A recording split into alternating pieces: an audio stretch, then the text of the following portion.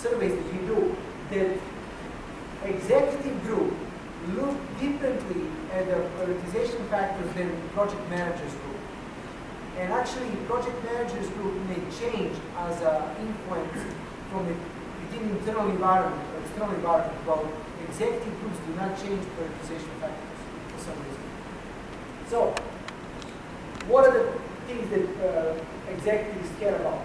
Improve process control, and also team would like to do that too. If you improve process control, you will release a lot of pressure from your team members. Team will benefit more than executives from this. So then take a look at others, like the teamwork. Teamwork to prioritize. Team is requesting this. In other words, they want to have their own say yes or no within the project priorities. Why? Because they understand technology. And sometimes technology can or cannot deliver things. They know their own skills level. They can do certain things or they cannot do certain things. So before you commit to the project, you really need to go to those experts and see if you can do it or not. Again, improve, reduce cost, increase profit. Those are strategic objectives of every organization. You want to run those projects as soon as you can. Those are to reduce the cost, improve, increase your profit and market share. This is what I was talking about, the balanced scorecards. You build the factors, and majority of the factors are either business or technical or financial or whatever. And based on those factors, you prioritize your projects. Your project prioritization factors should come from upper management, should not change every 2 days. You give them a weight and grade. Weight and grade will give you a score per factor of your project. And somebody mentioned earlier, like, what do you do when there are many projects and how you prioritize? You use numbers, and numbers don't lie. Now, what is there is a lot of politics there, right? But once you get these numbers, at least you remove that political side of this or conflict which you may have. You may have technical conflict here, but not political conflict. How do you use the balanced scorecards or project priority list? Do the rest of you don't have a project management office or not? Yes. Okay. You should. Now let's put this thing. There are two things that I would recommend, not because I present on both subjects. If you work in a company that doesn't have PMO, there is your job opportunity, guys. To become something that can be irreplaceable, as long as you know how you do things. Because remember, PMO can be seen as overhead. PMO can be seen as overhead. And second thing that I would recommend is that you consider agile. If you work in a service industry, even manufacturing is working with agile from a different perspective. Think about agile. Okay, so what do we do with this data? I analyze data and I like to build these kind of diagrams to tell people where we are. Now, another thing that I like to put here is a baseline. What is the baseline? What is the optimal project level based on these criteria? So let's say, what would be like, if you look at the project, what would be the optimal business, based on the business factors, what would be the optimal score? What would be optimal for the technical, etc.? And then you position that baseline and then you measure other projects against that baseline. You will see later, those who come in Agile, we will talk about the same concept when we talk about the functional requirements. So, you build this scenario and you want to measure and see what's going on within your project. In terms of those factors, are you meeting the baseline or exceeding or you're not? Again, picture is better than 1,000 words. I also like to use bubble charts. And there is another tool that came from the Boston Consulting Group. And they build this strategic management matrix. And they look at your products, your projects, your project outputs, etc. And they consider those project outputs or products that you're putting on the market to be either stars, calls, question marks, or dogs. So when you look at your project priority list and you have a strategic tactical operational goals, you need to convert them into those projects who make money without any effort, those project outputs that make money without any effort, because market is already well established. Those projects, they have a huge potential. The projects who don't have any potential anymore, etc. When you start running these constantly, you're applying these tools, you start eliminating projects that don't bring value to your organization. And again, if you don't go through politics, this is all this is done through numbers. All these little charts are done through numbers. And again, numbers are based on factors that are given to you by upper management. So that's a challenge that sometimes we see in the organization, that we change the structure of the priority list based on our personal feelings, emotions, instead of thinking in terms of long-term benefits for the organization. I mentioned to you that projects are different from strategic, tactical, operational, based on complexity.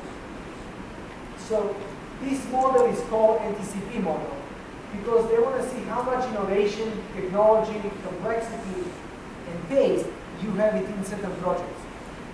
So when you look at the projects, we have a day-to-day project. They are standard measurable projects. They're always the same. And then we have a bleeding edge projects, completely new things that we do within the organization. Those are like the stars that we want to put on a market for the future, right? So you need to define that complexity and project to the organization. Now, beside the fact that you're projecting what you're doing right now, you're always assessing your capacities. In other words, you need to see how much of the complexity, innovation can you bring to the table. You're familiar with the Kano model, right, from Six Sigma. So technically, this is the same thing. You're just assessing your project portfolio based on the complexity. Here's another scenario where you're defining what is the strategic, tactical, and operational level in the 21st century. I already told you that project used to be strategic project 3 to 5 years. Now strategic projects can be 1 to 2 years, 3 years. Because market and technology skills can allow you to deliver it quicker and faster. Question that I would have for you is that, do you measure your complexity in your project portfolio? Do you measure your complexity of your projects? What is the difference between strategic and tactical? Just the fact that tactical is part of the department and strategic is cross-functional, or what? How do you measure that in the organization, if you do? Do you measure it all? Do you see these tools beneficial?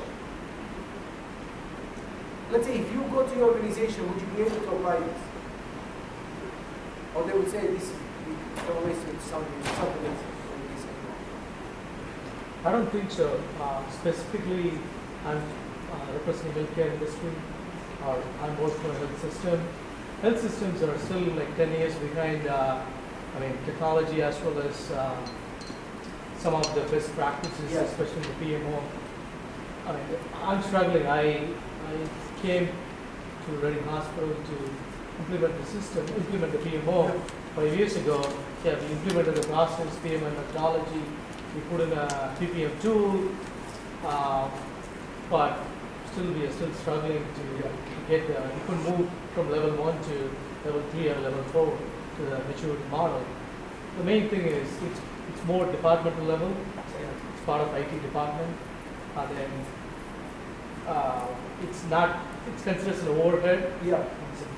Even the IT team, the project team members thinks it's more administrative overhead for them, even to put their time, manage the schedules.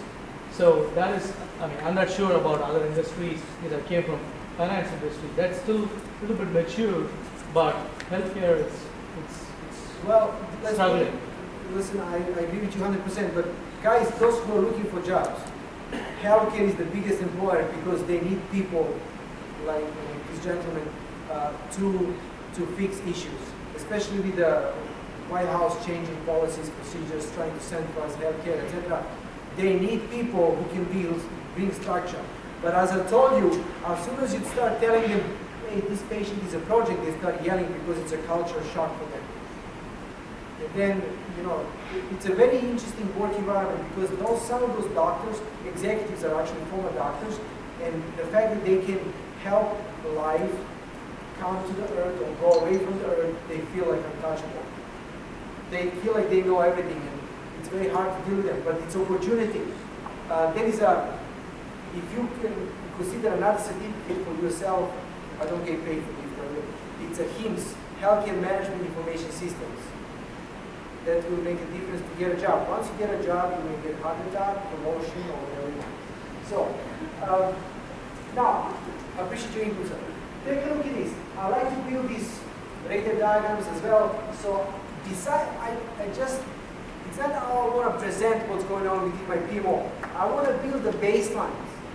So, when I get the projects, I want to make sure the projects fit my baseline. In other words, if you're a small project, you're supposed to be at a certain level. If you're a medium project, you're supposed to be at a certain level, etc. So I put structure around my work environment.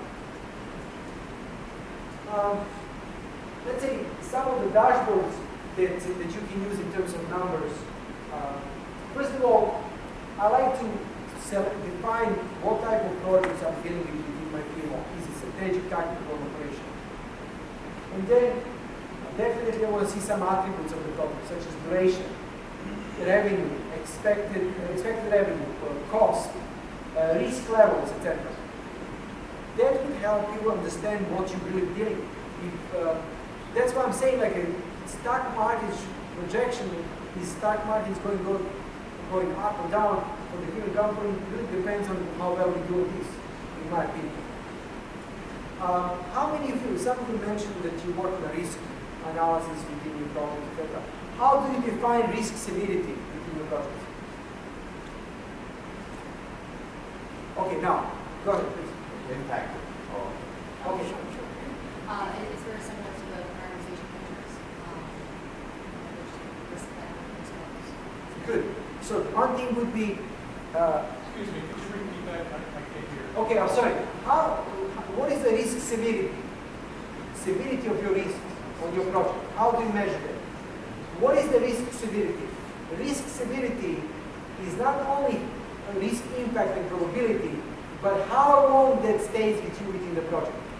Because I have a risk that can happen today and tomorrow is gone, and I have a risk that can happen today and it's going to stay until the end of the project. So that's for me a measure of the risk severity. You remember in the previous presentations I talked about the risk timelines. So I would like to project how much that particular deliverable has a risk level and how much that risk level will stay with us. So when you look at the project now, I'm putting this color on my project on the wall so people would understand we are entering areas of the project when there is a high risk expectancy. You make people aware of situations. Be proactive. Don't wait for them to tell you, oh, it's already there. So be proactive. Make them aware of this. By the way, what's the formula for return on investment? What is the formula for return on investment? Profit divided by budget. What? Profit divided by budget. Okay, I agree. Benefit minus cost divided by cost. Okay, I agree with you. Sorry. Okay. Benefit minus cost divided by cost. That's return on investment. Any other complex formulas from marketing department, ignore. Benefit minus cost divided by cost. What is the challenge? We don't know what's the cost of the project. That's the challenge. We don't include overhead. We don't have a good cost allocation. In a perfect project management role, there is no overhead.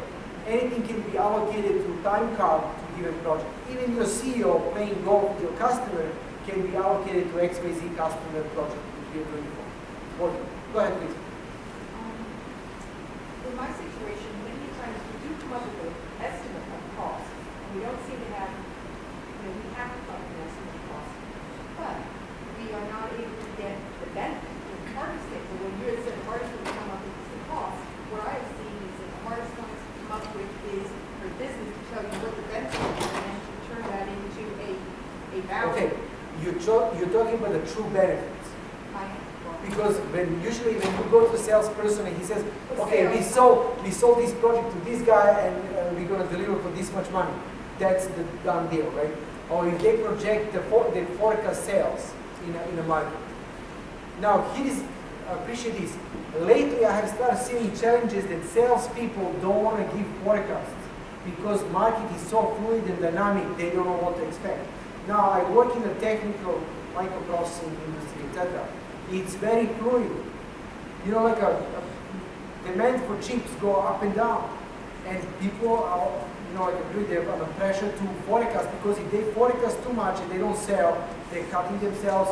If they're too low, you know, they're too pessimistic, people not going to hire resources, not going to order inventory. When the demand starts hitting, the vendors don't have an inventory for us. So on both ends, they're sliding. It's not easy. I agree with you. Okay, anybody else? Use dashboards and charts to present that connection. How much money you need in a given period based on your resources. And then you would say, this is how much money will go for strategic, tactical, and operational goals. These dashboards can be created in Excel. You don't need fancy software for this. Project timelines. What you're expecting to deliver within your PMO. Keep this record published on the walls. Print them out and put them in a common area so people can see what you're doing. Use data. Running full value analysis for the project, for the strategic, tactical, and operational goals for PMO is the same as running full value analysis for your project.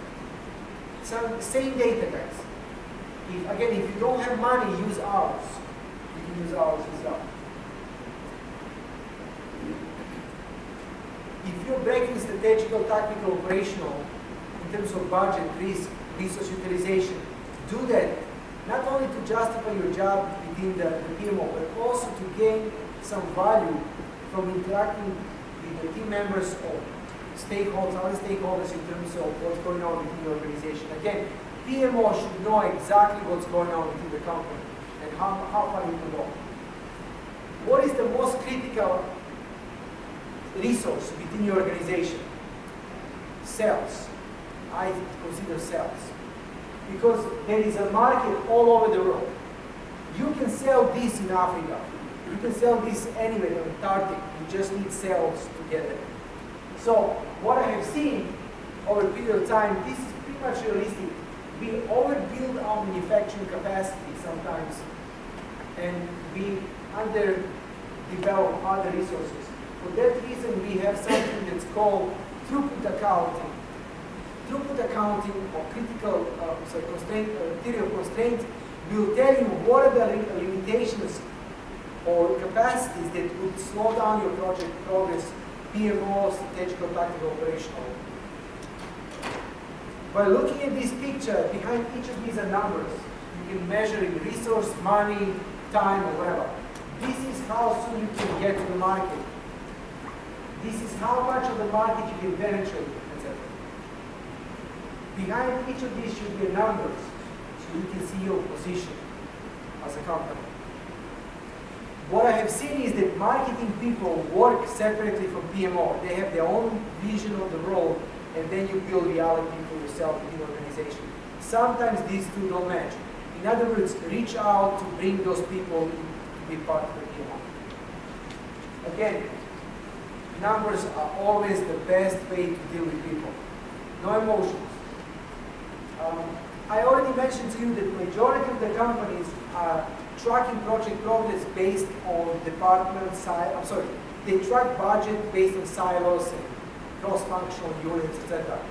That's wrong. You need to allocate your resource, time, and cost based on project. And project depend or belongs to different departments. But that's how they should connect. I see a lot of the kind of one-way linear looking from functional managers when they don't understand that they're part of the big picture. So he sees, situation like, if I deliver my output, I'm okay then. I should be okay, right? He doesn't care about the rest of the environment that's depending on his output. If you want to consider this, I would strongly recommend that you connect your PMO to your accounting now. As a matter of fact, even if you can have a project accounting within PMO, that would be great.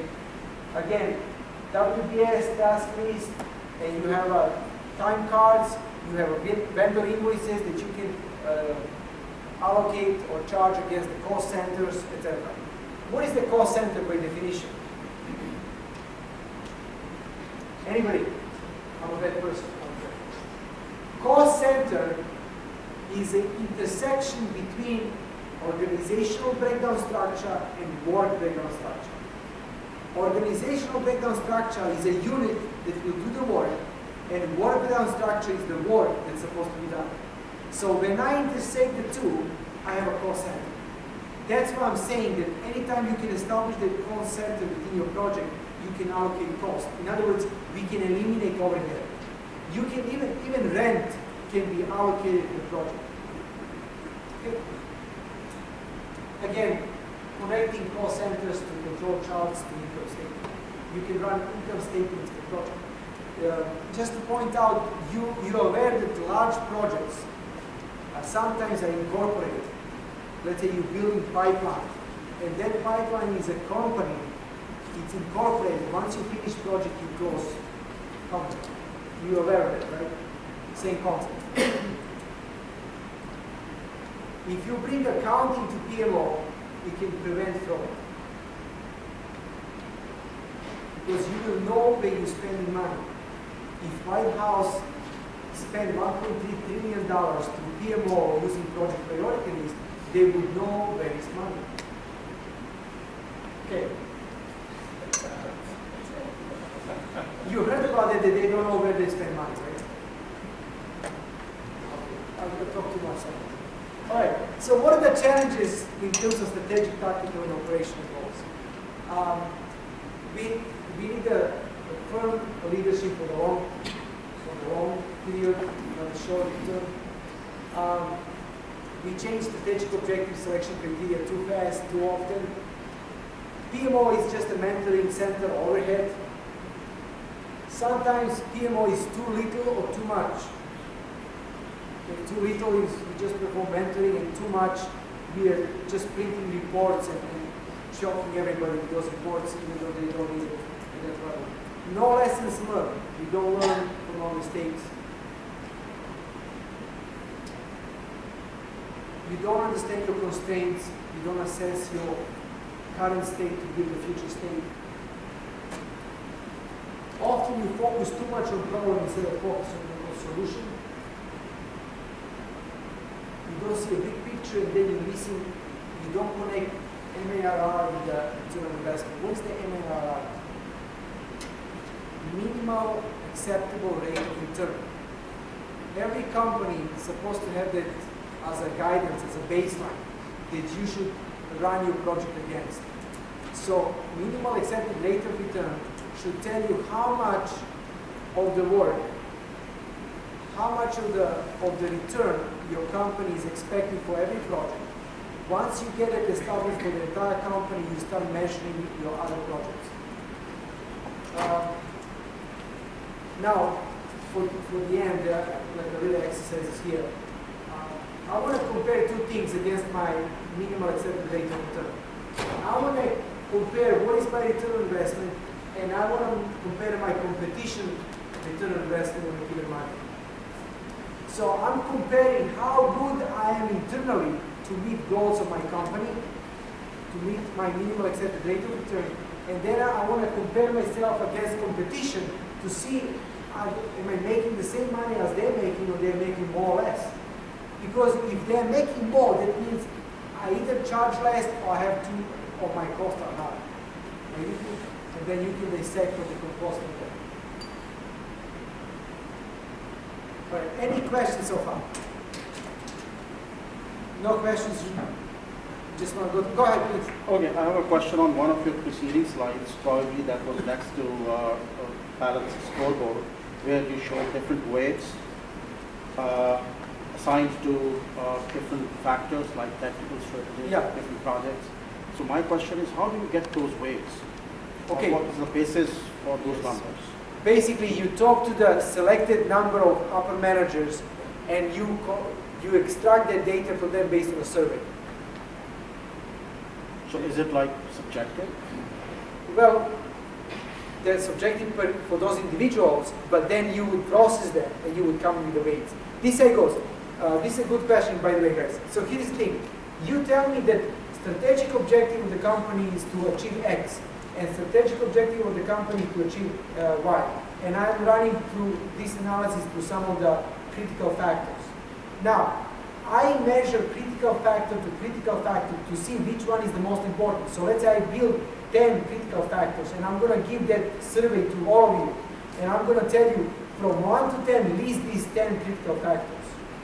And there are not two critical factors that are the same value.